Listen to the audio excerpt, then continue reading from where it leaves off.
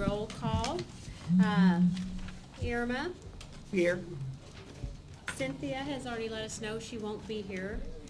Matilda. Here. Letty. Here. Leanne. Here. Mary Kate. Here. There's so many. And did I call everybody? All right, so we've got the all of the attendance documented. Now we've moved to the next agenda item for approval of the minutes, and we did have one revision that was made. There was a correction from 2015 to 2016 in regards to when we go live. So it's just a typo, basically. So has everybody had a chance to review the minutes? Yes. All right, do I hear a motion to approve the minutes? So moved. Second. All right, all in favor? Aye. Aye. Any opposed? All right, we'll go ahead and approve the minutes.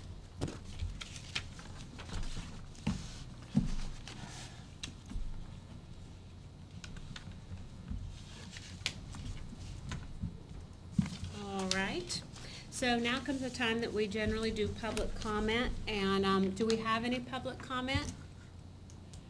All right, well, I would like to mention that the Academy of Nutrition sent a letter, and the letter was in summary, basically saying a thank you to DSHS for the transparency and their total engagement in the move as we transition from one agency to another. So that's on file if anybody would like to look at that. Okay, so now comes staff reports. George, do you have a report about the executive office? Yes, I do. Good afternoon, all. Good afternoon. I'm not the executive office. I am George Ferry, Director of Compliance, but I'm here sitting in for Mr. Francis. As you may recall, Brian Francis, as of September 1, is our Executive Director here at TDOR. Mr. Kuntz retired on August 31st, but for all I know, he could be sitting at home listening into this meeting right now. So he will stay involved, I know.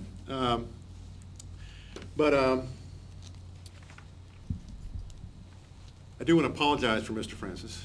He was planning on being here, but as the executive director, his schedule is pretty full, so he was going to be here. He wasn't. He was going to try and get here maybe a little late, but he wasn't able to do that. So anyway, you know his heart is here with you.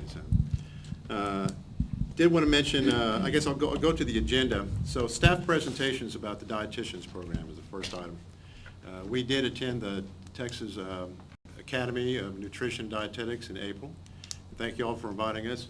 Dee Dee McEachern, our Director of Licensing, and I got to sit at a booth and visit with a lot of folks, and then we made a presentation one morning and got some good questions.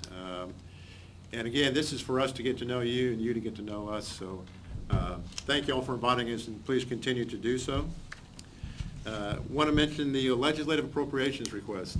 So the appropriations request is basically our budget. What we're asking of the legislature for fiscal years 2018 and 2019, that's the biennium. It is our professional groveling document, call it what you want. We're begging for money. But we will be making presentations as the legislative session goes into full swing this January.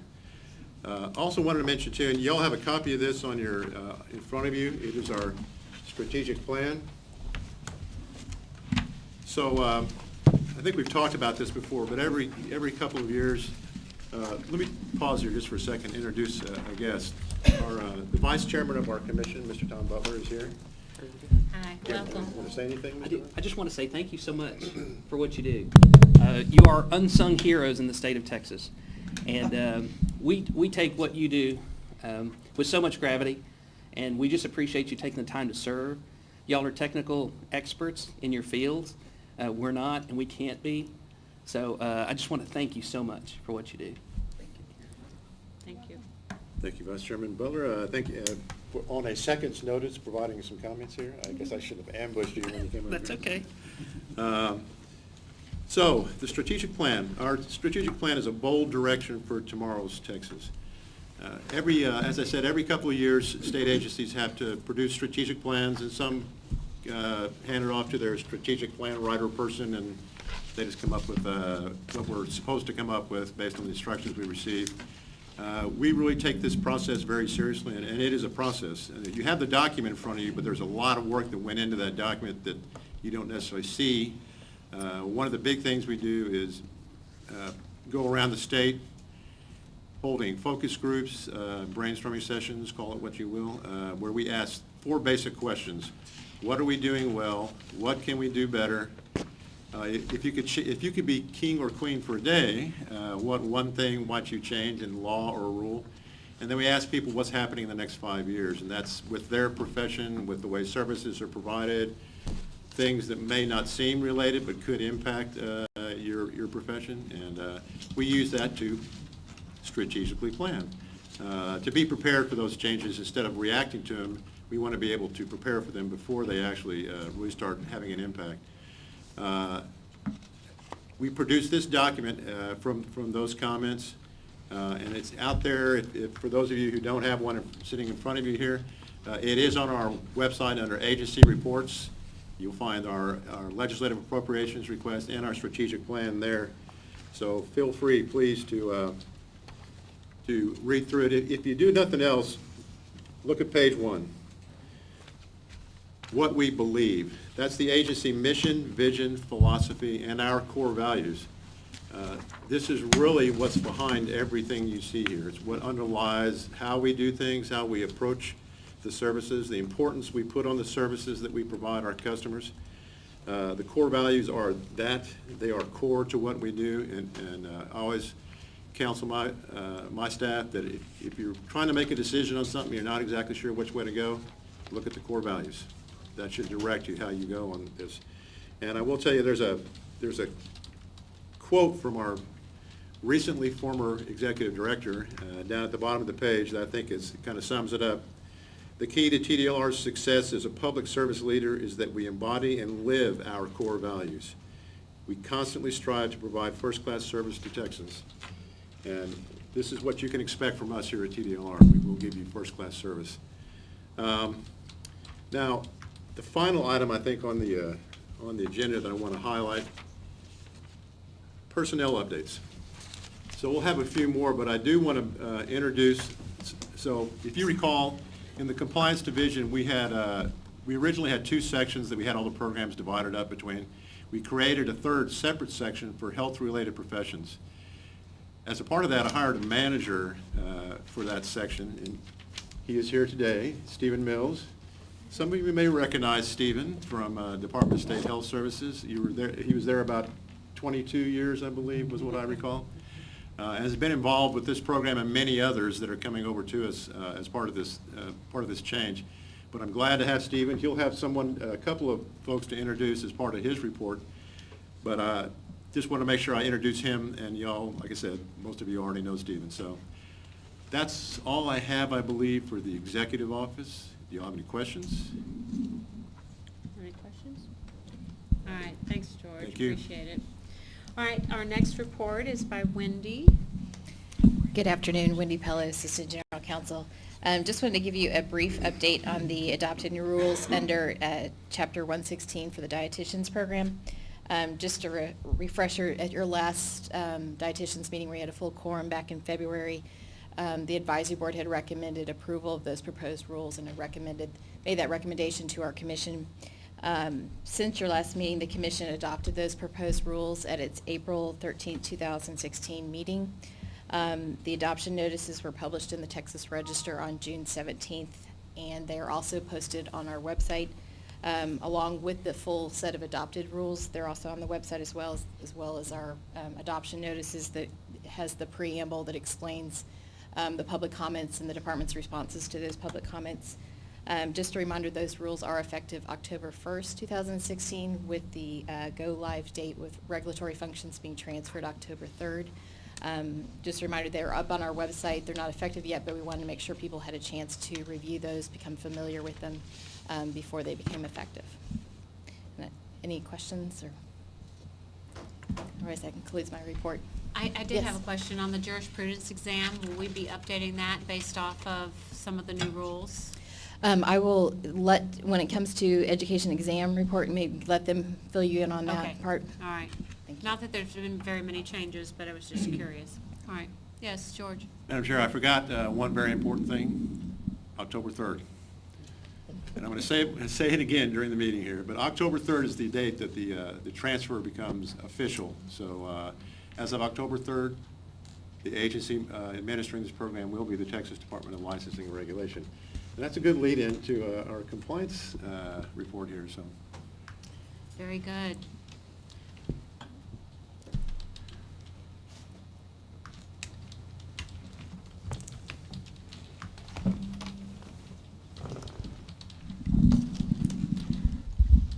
Good afternoon, members and Madam Chair.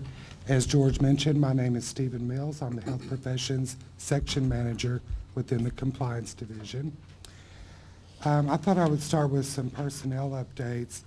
And first, I'd like to introduce the person here to my right, Yvonne Feinleib. Yvonne Feinleib came to us September 1st from the Department of State Health Services. She had been with DSHS 18 years. And has worked in several programs that are transferring orthotics and prosthetics, midwifery, massage therapy, and others. And so we're very proud to have Yvonne on board as a senior health professions program specialist, and she'll be taking the lead for 4 programs: midwifery, dietitians, orthotics and prosthetics, and dyslexia therapists. What was the first one? Midwifery, licensed midwives. No, I just, sorry. So you may remember that the former executive director for the DSHS Dietitians Board was Bobby Alexander, and she retired in November. That position was not filled after she retired due to this impending transfer. So there was not a person in that position to, bring over for this function. So, however, I can tell you that I've known Yvonne and worked with her for a long time.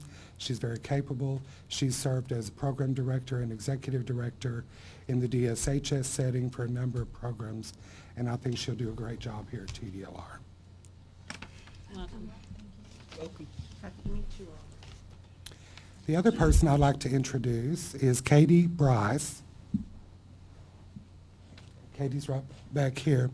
She's our other senior health professions program specialist, and she's working with 3 programs: speech language pathologists and audiologists, hearing instrument dispensers and fitters, and athletic trainers. Katie comes from DSHS also. She's been there 2 years and is the former executive director for the Speech and Audiology Board and the Hearing Instrument Dispenser Board.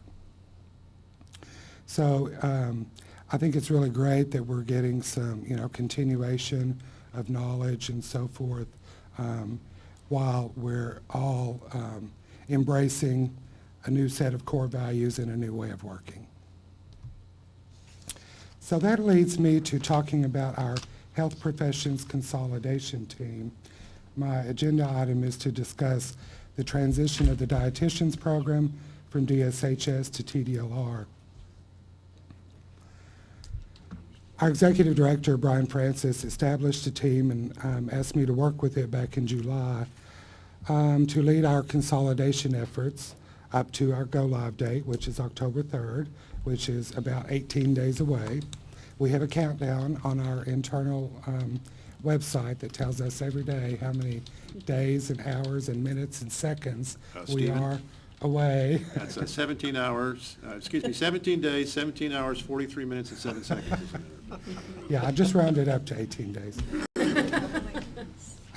Okay, so our team has 3 goals that we have been adhering to ensure that everybody across the agency is on the same page in the same book, to serve as a forum for planning, brainstorming, airing challenges, and discussing solutions, and to combine the knowledge and experience of our new TDLR staff members who were formerly at DSHS with the expertise of TDLR's longtime team members. Our team is relatively large because we have a number of functional areas that need to be represented and participate. Just so you know, we have a member from IT, we have a member from the licensing division, customer service division, the Enforcement Division, the Education and Examinations Division, Compliance, Field Operations, General Counsel, Web and Social Media, Strategic Communications, Financial Services, the Office of Innovation, and lastly, we recognized early on that we needed representation from DSHS to have really effective collaboration during this process. So we've had a couple of representatives from there, primarily Tim Spear, who you may know, the director of the Professional Licensing Unit, and then Jennifer Collins, who serves as a licensing supervisor for the transferring programs. We've identified the number one priorities for go live date, which is that licensing must continue, customer service must happen, web services and content must be available and accurate, and consumer complaint intake and evaluation must occur. We're confident that all those high priorities will continue smoothly on 10-3 and thereafter. We will likely have some issues to iron out. We're clear on that, but we're doing everything we can to identify those potential problem areas and identify gaps and to come up with solutions for those now. So some examples of our current projects. IT has been working hard for months on the implementation of the licensing database, which is called Versa Regulation. It's the same system that was in use at the Department of State Health Services, as well as its online function, which is known as Versa Online, or VO. That is the application that you use when you renew your license online or when you apply for a license online. Also, when you search for a license holder to verify.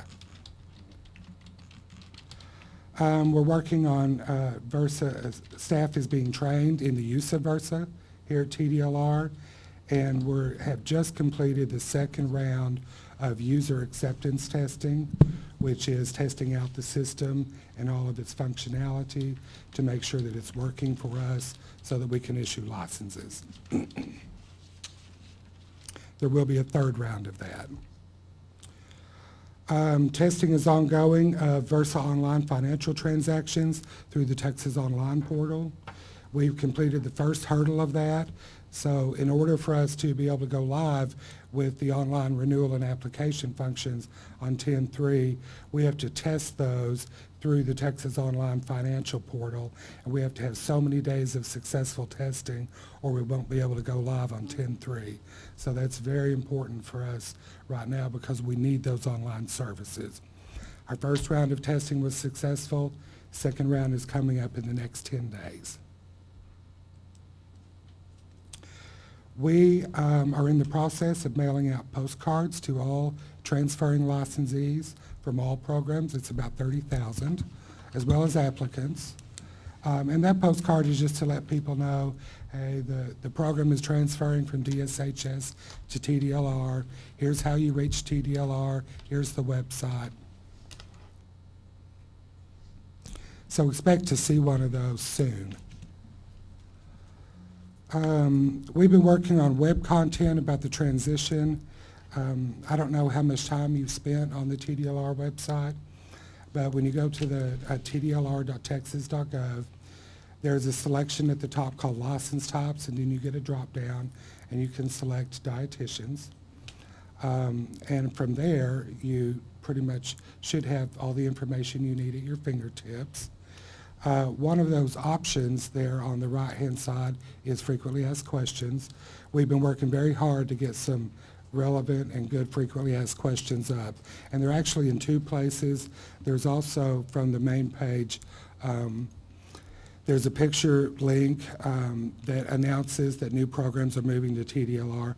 And some of our FAQs, our more general ones, are behind that link that apply to all the programs. On the dietitians page, there's FAQs specific to the dietitians program. And basically what's up right now just tells people, hey, the exam process isn't going to change, it's the same exam, that sort of thing. The continuing education is the same, for example. Customer service training modules have been drafted, and customer service training is scheduled within the next 10 days so that the staff answering the phones are able to answer the questions for the 7 new programs. Also, a number of new staff are coming on board in that area right now. Several started today. Several more from DSHS are starting on October 3rd. We would have liked to have had them earlier, I think, in order to better orient them to TDLR, but that would have left DSHS in a lurch, and also the license holders, by not having anyone available to answer the phones for a period of time. Training of licensing staff has been an ongoing effort for the last several months. TDLR has been sending staff members. It was 2 afternoons a week, I believe, and for the last few weeks it's been every afternoon to DSHS to sit with the DSHS staff, to watch them process license applications and renewal applications, to see the actual data entry, to see the evaluation of the paper, to understand the criteria, the analysis between what comes in and what the rules say. That's been very productive, and that's going to enable us to be able to issue licenses accurately on 10-3. Very excited about that. We're working on revising application forms. In fact, we're nearing our final draft now. The application forms will be very similar to what is out there right now. The agency name and the mailing address, all that had to be changed. And then TDLR has some kind of standard organization that they like application forms to be in. So they've been reorganized in that way. Our licensing area has also been working on procedures for applicants with military experience and their spouses to ensure that all that continues consistently. There's been a lot of hiring, like I mentioned, of staff in the customer service area, in the licensing area, and in compliance. Many of those staff members from DSHS. We've been working hard on examination administration for 2 programs, athletic trainers and hearing aid dispensers, where DSHS and now TDLR will actually be administering part of the licensure exam. We have been educating ourselves on medical records privacy, training, and procedures. That's a little bit of a new concept for TDLR. And we've been working with DSHS on transferring all of the records, which are really voluminous in some programs. You know, the Dietitians program has been around since '81 at DSHS, and over the years a lot of records have been accumulated and have not necessarily been weeded out when they should have been. So we've got a lot of stuff to go through. Spring cleaning in the fall. Yeah. You should have yeah. made Bobby do that before she retired. Nowadays electronic. Yeah, well, you know, I mean, the electronic stuff is, I think, relatively easy, but it's all the stuff that we had before the internet, and And remember, we had pre-planned experiences back then that were like this thick when we yes, approved them. absolutely, and I think some of that's still there. Yes. Good history. So what that's going to look like is, to the extent feasible, those items will be merged into the TDLR records retention schedule, which is just a document that describes what the records are by category and how long they're going to be kept before they're destroyed. There are some discrepancies between the DSHS schedule and the TDLR schedule. So we're working now on discussing those discrepancies and deciding what's appropriate, and then moving forward with getting those records here. As far as the wind down at DSHS, I wanted to talk about that just a little bit because I don't think we have a DSHS representative here today to talk about what's going on over there, but we're meeting with them every week and we're pretty up on that. On September 19th, which I think is Monday, they will be taking down paper application forms from their website. They will also be taking down Versa Online. So beginning Monday, people will not be able to apply for a license online or renew a license online. Then from 9/19 to 5 p.m. on the 22nd, DSHS will be processing everything to the extent possible, and we hope it's everything that they can that has come in prior to the 9/19 shutdown. So everything that everyone who applied for a license or applied for a renewal, all of that will be processed. Those renewal forms and licenses printed, put in the mail after 9/19, and then before the system goes down on 9/22, because at 5 p.m. on 9/22, they're taking the system down entirely. So for staff, it will be view only, so they can still answer questions as long as they're not questions that require analysis or completion of a transaction in the database. Additionally, the online search feature will still be up, so the public can determine if someone holds a license as a dietitian or in any other program, and what the expiration date is and the license number. It's important to take that system down for those 6 business days so that DSHS can ensure the integrity of the data as they transfer it to TDLR, which will happen during that time frame, and then TDLR will test the data that's received, and IT needs to spend some time with that data before we can actually go live with it on 10/3. So there will be some downtime at DSHS from the 23rd through the 30th of September. And during that time frame, it is important to note that neither agency will be able to issue a license. We're hoping, again, that DSHS staff, and with our assistance, is able to process every application that is, received before then. And so what that will leave us with is whatever comes in during that 6-day period, which should be manageable when 10/3 gets here. Okay, so that's the information about the DSHS wind down. Overall, like I said, we're confident that our major goals for the 10/3 transfer will be met. Our team is working together very well. We have a really positive and collaborative working relationship with DSHS. I've been involved with several transfers like this over the years and have never really seen one where the two agencies came together the way that we're seeing this happen now, and so it's very productive. As I mentioned, we're identifying gaps and challenges, and we're proposing and implementing solutions for those. We're reporting our activities internally through weekly updates, and beginning the week of transition, we plan weekly outreach calls to each association and to each advisory board chair. And you'll be hearing more about that, Janet. So during those calls, we want to provide reports on the status of the transition activities, what's going well, what perhaps needs a little work, and what we'll be doing about that.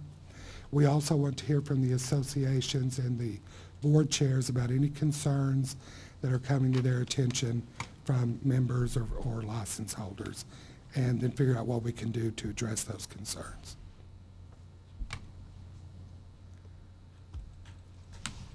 So with that, I'll conclude my report. Do y'all have any questions for me? Sounds like you do a great job. Thank you. Stephen, I had a question, and Sure. that was, on your FAQs, are you gonna have like a hotline phone number? Or what happens when you send out the little note cards to the licensees and they kind of put it somewhere and they go to get in there to do the renewal, or even a new licensed person, and they have some questions during this shutdown phase or during this transition phase? Is it pretty clear on the website how to get in contact if they've got something they can't figure out on their own?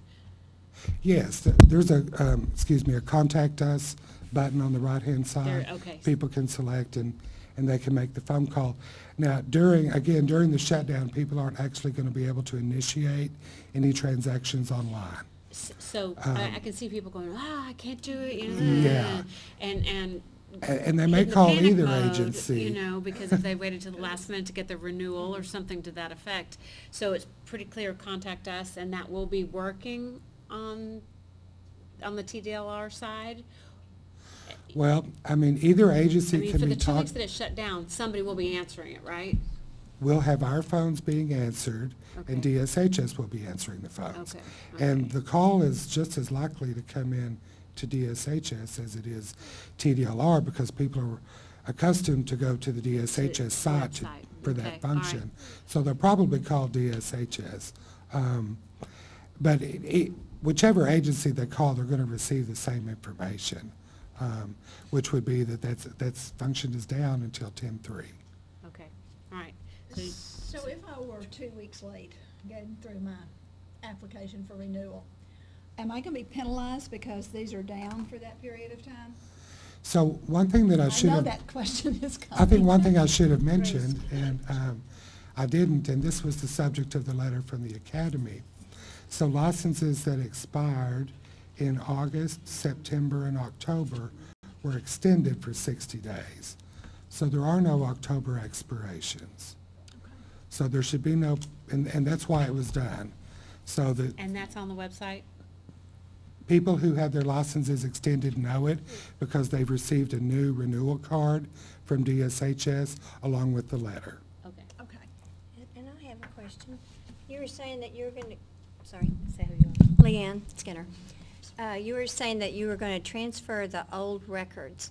And so how long do you plan to keep those records of renewals or those, like those plans of action that people had to file a long time ago? So renewal records are currently at DSHS only kept 6 months. They're kept a little longer here at TDLR.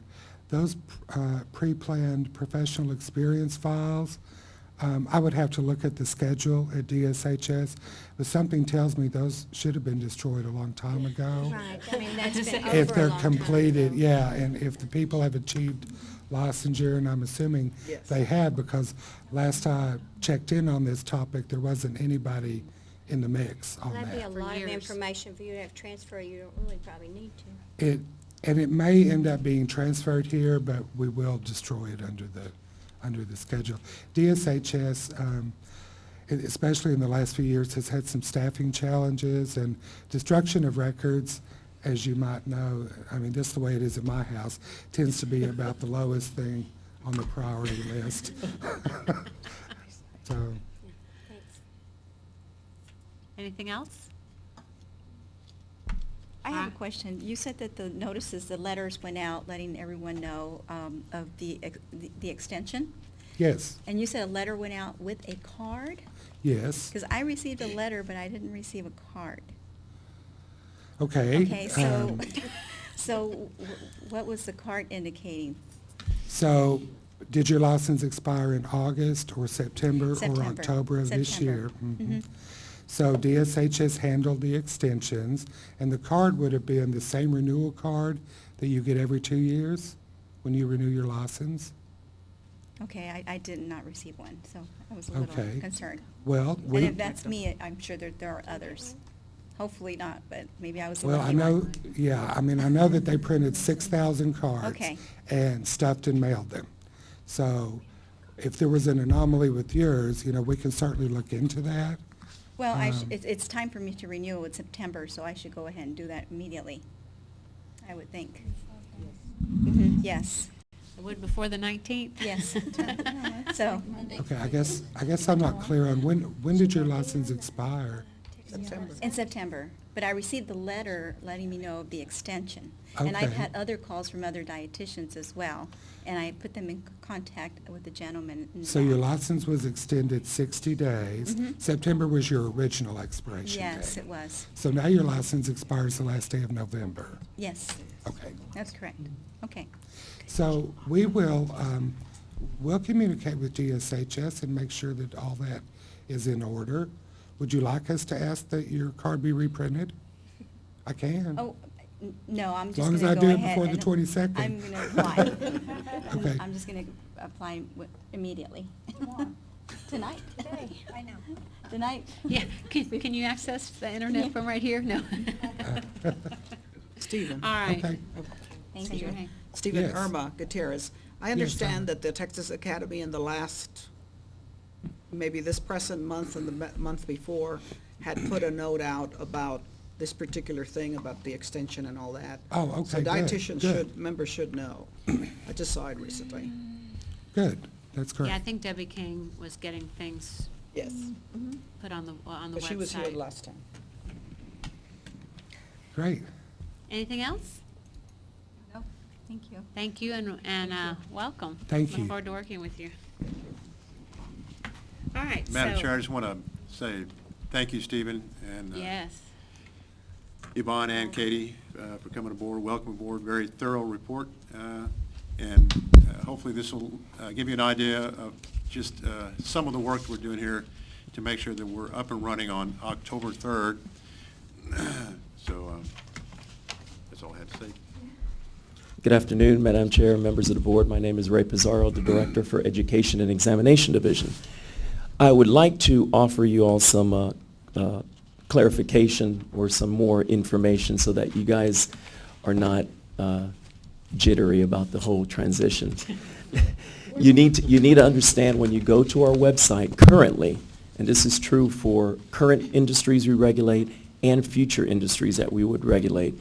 If you go to our home page, there is a Contact Us, Contact TDLR. There's a button. You click there, and you'll see all of the programs we regulate, including the 7 programs that we're about to regulate coming October 3rd. There you'll see there's a contact information where you can click and send an email. If you happen not to see that button and you go to the dietitian page, for example, off to the right-hand side, you'll see the same email address that says customer service dietitian. It'll have our phone number and a 1-800 number where you can contact us. There is also on the contact page, if you have a specific question about licensing or things like that, there is that information where you can click and have those inquiries answered. Okay, but you have to realize, as George said earlier, that transition train is still 17 days out and has not arrived at the station yet. Okay? So currently what we're doing in in my division, we are working to provide, we want to provide some language out on the website pretty much immediately prior to this October 3rd. And it's for the very same thing, Irma, that you've mentioned. We don't want people to panic as the days, as the countdown gets closer. People are going to panic, what do I do, what do I do, what do I do? So with respects to continuing education, we're going to provide some language on the dietitian page, for example. When you click there, it'll tell you, here are the FAQs about a dietitian. Here's what you're going to do regarding CE and what you need to do. And it'll basically tell you, as come October 3rd, nothing's going to change. The CE will remain the same, and we're going to provide the requirements for those individuals on what they need to do to fulfill their CE requirements. With regards to the JP exam, when they click on the exam portion of it, it'll say JP, they'll click on there, and we're working on the language right now. It's going to say something to the effect of, as soon as that transition train gets here, we will administer that JP exam as it's being administered today by DSHS. And they're not going to see much difference. It's basically going to be the link. It'll say TDLR. They're going to go to, it would be strategies at the moment, and they're going to be doing the same JP exam as they're doing today. Now, some of the things we're going to be working on, September 27th at 9 a.m., we've set a meeting with the work group, this work group, to discuss the changes that we need to make for the JP exam. Now, these are just the initial changes. Those will be changing language in that content about DSHS to TDLR. We're also, you'll see that we're going to have to change the citation of the rules. It'll be 116 now, so those citations will be changed. Those general things we're going to change and leave everything else alone. We'll also have an open discussion on, do we need to have more questions on this exam? Do we need a larger bank? Is this what we want to do? Is this how we want to continue to administer it? So we'll have that dialogue at that time and let the work group decide how we want to proceed in the future. But But for October 3rd, they're just going to see the button, click, and you're able to take that exam, pay your fee, and you're done. So that's really all I have right now on the immediate changes that we're going to make. I'm pushing my staff to make sure we get that language out on the website ASAP, because we don't want the phone calls. We want to minimize the phone calls, and if they see that, oh, this is what I need to do, I'm okay. So we're trying to settle the nerves of everyone. But I think that as Stephen said and everyone else, we're moving along, and I think it's going to be okay. If you have any questions for me, I'll be happy to answer them. All right, well, thank you, Ray. You're welcome. Thank you. All right, Enforcement Division. No report at this time. Yes, ma'am. I think Enforcement Division is available here if you have any questions on their report, but I don't think they have anything to add at this point. So. All right, thank you. What about the Licensing Division? I believe they have, No. again, they're here to answer questions if y'all have any, but they have nothing else to report right now other than what's in their written report. So. Thank you. And DSHS, we already heard the update from Stephen.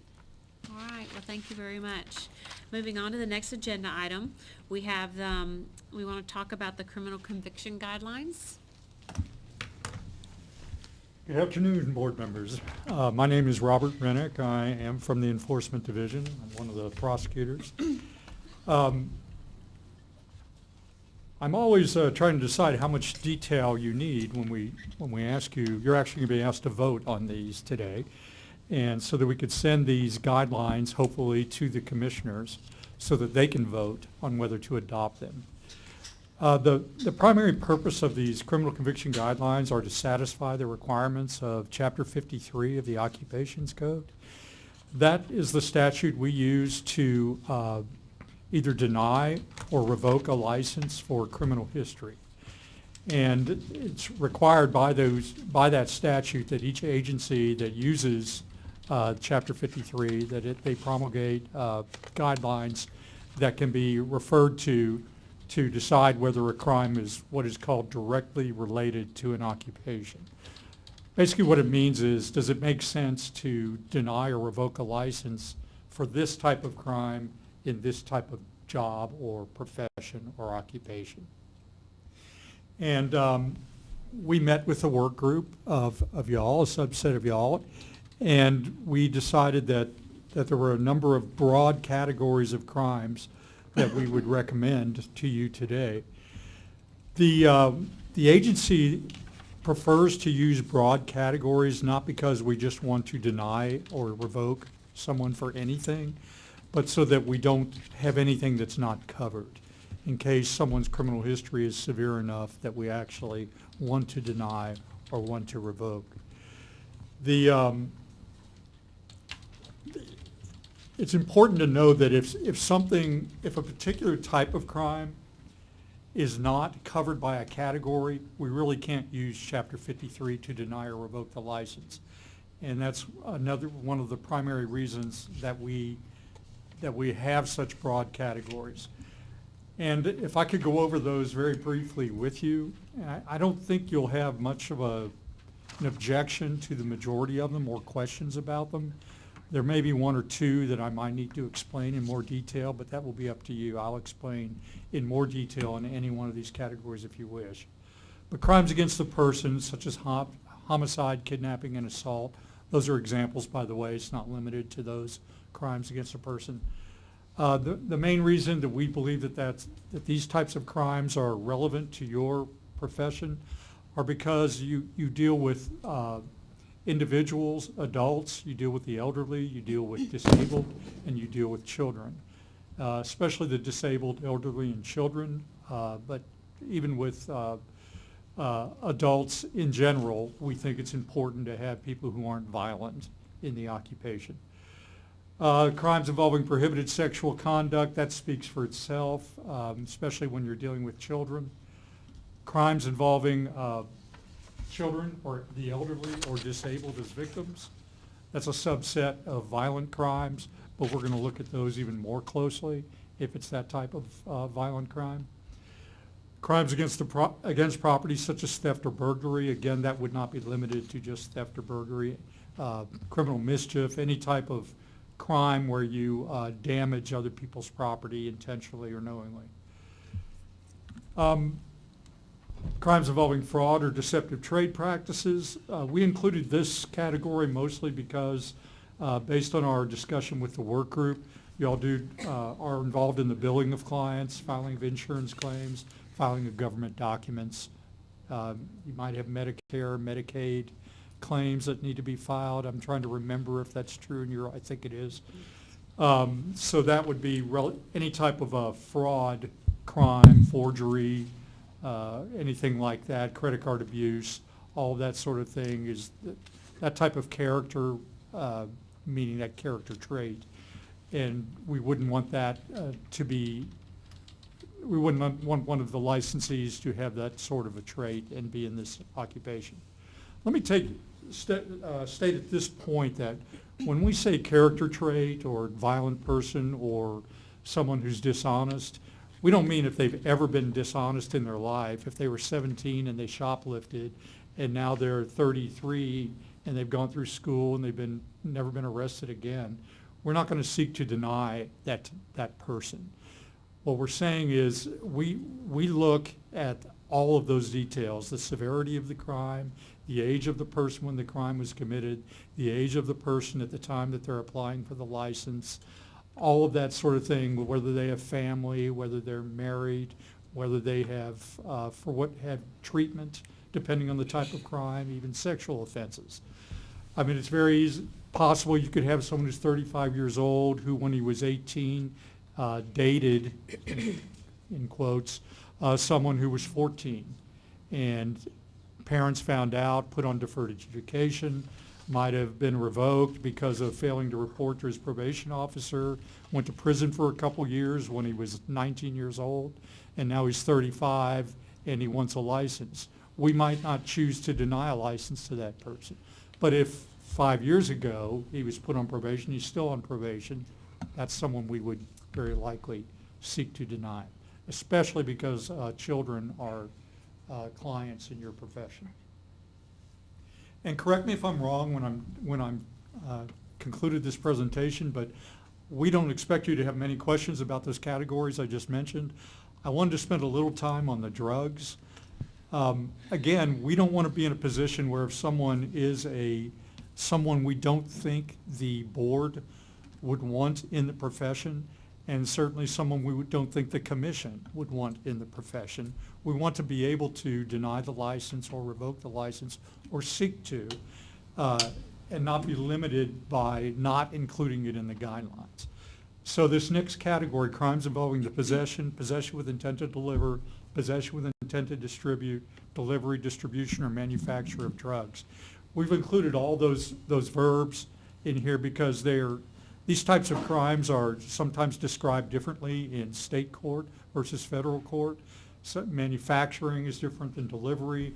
Possession, in this particular guideline, the first one that I've just read, personal use of some amount of drugs is probably not going to be one we're going to be seeking to deny for unless it's repeated personal use, in which case it would come under the last category. But we basically don't want someone drug dealing. So you're dealing with children, you're going to be in schools sometimes in your profession, and we don't want someone who's a risk of being a drug dealer. We think that you would agree with this, and when I say we, the department is of the opinion that that sort of person should not be in the profession if that type of behavior is recent. Finally, the last one is basically we're worried about someone who's an alcoholic or a drug addict. And that's the reason the last category has been included. We're not going to try and deny someone who 3 years ago got a DWI. I can tell you that right now. If someone has, in the last 5 months, has had 5 arrests for public intoxication, we might seek to deny because we would believe that they had an alcohol addiction. Or if same thing with driving under the influence of narcotics or drugs other than alcohol, or repeated possession cases of marijuana just in a large number of cases, or maybe cocaine, and very recently or more than one time in the recent past, we might seek to deny because of the risk that they would be under the influence of alcohol or drugs when performing in the profession. So those are the categories. I'd like to say that you need to, I hope you understand that anytime we seek to deny, it's not a you're out of here type thing. It's if we seek to deny, you get notice of that. You get the opportunity to object by requesting a hearing at the State Office of Administrative Hearings. We present the case, if they do request a hearing, we present the case to an administrative law judge who writes a proposal for decision for the commissioners, and then any denial or any revocation that is contested will go through the commissioners, and the commissioners will ultimately decide.